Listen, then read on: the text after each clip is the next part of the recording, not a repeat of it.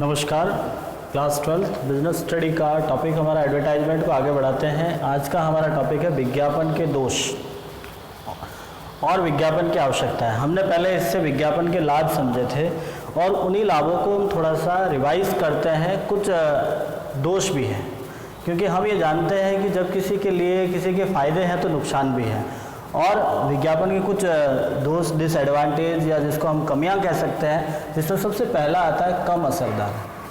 देखिए, कम असरदार का मतलब यहाँ पे ये होता है कि जो विज्ञापन है वो डायरेक्टली किसी पर्सन के लिए नहीं किया जाता। ये अव्यक्तिक संदेश है कि हम किसी पर्टिकुलर पर्सन के लिए नहीं करते हैं, ये ओवरऑल सबके लिए होता है। और जब सबके लिए होता है तो हम ये कोई श्योरिटी नहीं बता सकते कि जो हमने एडवर्टाइजमेंट किया है उससे जिस पर्सन को हम बताना चाह रहे थे उसने ये चीज़ें फील की या नहीं की है।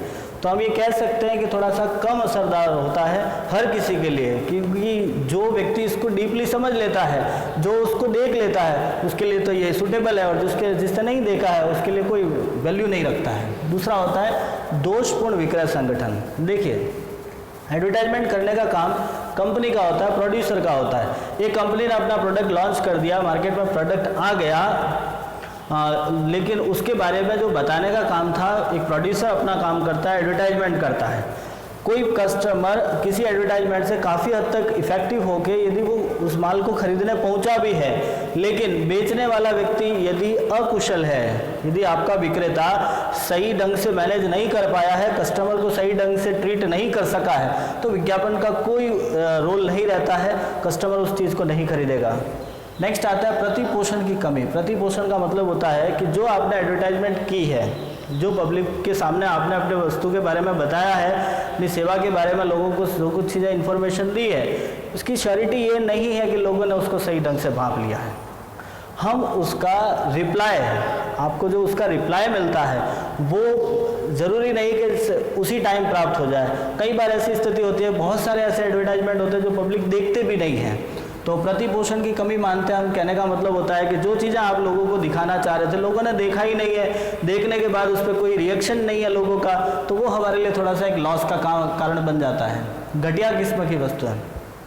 देखिए, आपका एडवर्टाइजमेंट कितना ही अच्छा क्यों नहीं हो, लेकिन यदि आपका क्वालिटी बेटर नहीं है, आपने जो वस्तु की क्वालिटी सही नहीं रखी है, आपने एडवर्टाइजमेंट तो बहुत अच्छे ढंग से किया है, लेकिन आपकी क्वालिटी सही नहीं है, तो उस कंडीशन में आपका जो गुड्स है वो सोल्ड नहीं हो पाएगा, लोग उसको नहीं खरीदेंगे। क्योंकि केवल मात्र एडवर्टाइजमेंट से अपनी सेल्स नहीं बढ़ती है, आपको अपना जो क्वालिटी मेंटेन करके चलना पड़ता है, लोगों के अकॉर्डिंग गुड्स बनाना पड़ता है, तब जाके लोग उसको खरीदते हैं। लोचपूर्णता में कमी। लोचपूर्णता मतलब फ्लेक्सिबल नहीं होता है। फ्लेक्सी का हम यहाँ पे ये समझते हैं कि जो चीज़ें आपने बनाई है, जो एक बार एडवर्टाइजमेंट हो गया है, उसे बार बार हम कन्वर्ट नहीं करते हैं, बार बार परिवर्तन नहीं होता उसके अंतर्गत। एक ही चीज़ हम लोगों के सामने बार बार दिखाते रहते हैं, लेकिन उसके अंदर बदलना मुश्किल होता है। विक्रेता बाजार में देखिए, विक्रेता बाजार का मतलब होता है कि कुछ ऐसी चीज़ें हैं जो मार्केट में ऑलरेडी अवेलेबल है और लोगों को वो ऑलरेडी उसके बारे में उसकी नीड्स हमेशा रहती है। फॉर एग्जांपल, जैसे हम बात करते हैं कि गैस सिलेंडर, जो रसोई गैस सिलेंडर होता है, उसके एडवर्टाइजमेंट करो ना करो उससे कोई फर्क नहीं पड़ता। जो पब्लिक को लेना है उसके लिए स्पेशल मार्केट होते हैं। आपका जो पेट्रोल है, डीजल है, आप उसके लिए पेट्रोल पंप से भरवा लिया, मतलब इसके लिए स्पेशल मार्केट ही है। इसमें आप चाहे एडवर्टाइजमेंट करो या ना करो, लोगों को जितनी आवश्यकता है उतना ही वो खरीदते हैं। नेक्स्ट आता है बेलोचदार मांग।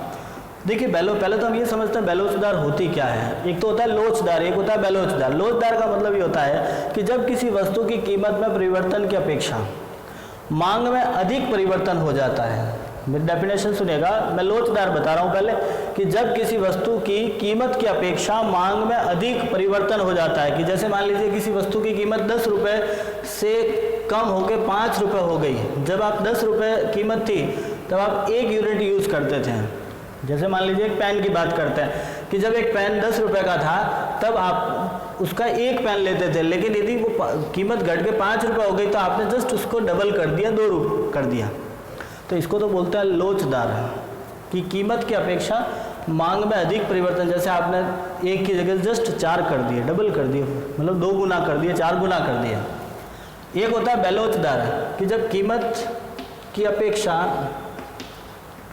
मांग में कमी होती है, कि कीमत में परिवर्तन की अपेक्षा मांग में परिवर्तन कम होता है, कि आप प्राइस बदल भी जाए लेकिन फिर भी डिमांड में ज़्यादा कोई परिवर्तन नहीं होता है, तो उसे हम बोलते हैं बेलोचदार। जैसे नमक है, नमक चाहे 10 रुपये किलो मिल रहा है, 20 रुपये किलो मिल रहा है, जितनी आवश्यकता उतना ही कस्टमर खरीदता है। ऐसा नहीं है कि नमक का रेट कम हो गया तो 10 किलो एक्स्ट्रा खरीद के रख लिया, या नमक एक्स्ट्रा खाना स्टार्ट कर दिया, जैसे दवाइयाँ हैं।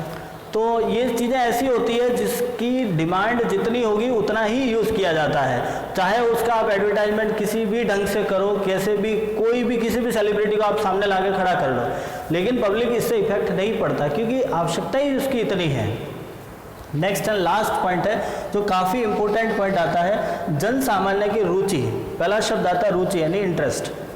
यदि किसी व्यक्ति का किसी चीज़ में इंटरेस्ट है तो वो चाहे आप कैसा भी एडवर्टाइजमेंट करो उसे नहीं बदलता है। इंटरेस्ट मतलब आप भी समझते हो, जो जनरली जैसे कोई व्यक्ति चाहता है कि सुबह उठते ही यदि उनको चाय पीनी है तो आप चाय के कितने भी दूसरे किसी भी तरह से आप एडवर्टाइजमेंट कर लो, वो जो चाय पीता है वही चाय पिएगा।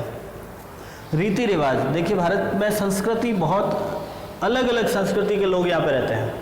हर छोटी से डिस्टेंस के अंदर हम देखते हैं कि अपनी संस्कृति बदल रही है, भाषा बदल रही है, पहनावा बदल रहा है, रीति रिवाज बदल रहे हैं। तो लोग जो वस्तुएं खरीदते हैं वो अपने रीति रिवाज के अनुसार खरीदते हैं।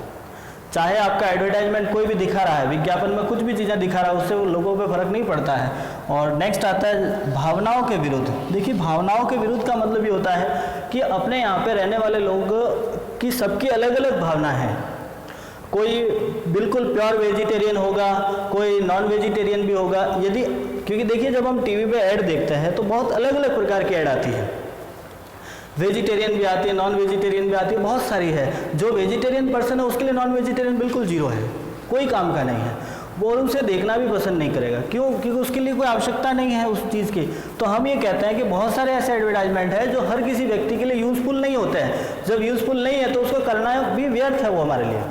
तो ये थे हमारे डिसएडवांटेज, दोष, कमियां जिसको कहते हैं। अब हम एक बात करते हैं कि हमें विज्ञापन करना क्यों है, क्या आवश्यकता है।